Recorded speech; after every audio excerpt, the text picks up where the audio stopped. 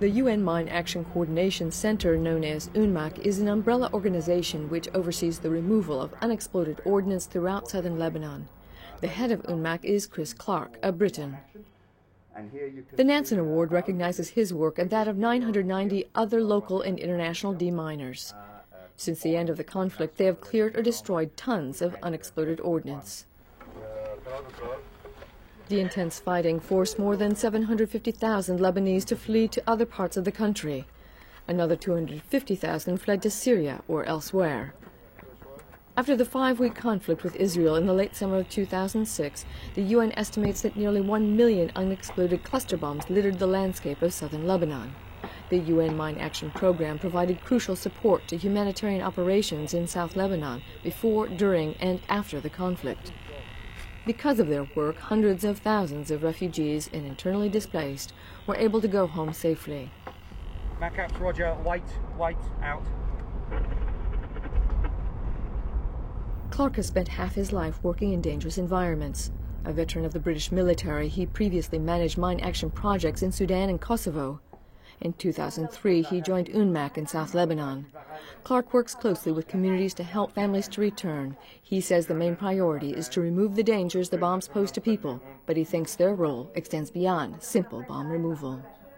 Our second priority is to enable those people to go back to their houses and to live in and around the immediate vicinity of their houses without fear of something going bang. Our third priority is to give them back their livelihoods. So where these unexploded cluster bombs are contaminating agricultural areas or usable land, is to clear that so they can replant. After the 2006 conflict, the teams concentrated on clearing villages and farmlands of lethal bomblets scattered by cluster bombs, locating about 1,000 bombs per day. In total, the teams have cleaned up almost 150,000 of the deadly cluster devices. The return of those displaced is directly connected to the success of the demining operation, with almost 1 million people having gone home. For local deminers like Ali, ridding his country of each unexploded ordnance represents a life saved. I work for my country and for my people like Lebanese, and so happy for me that I found one cluster. I saved many people for this cluster.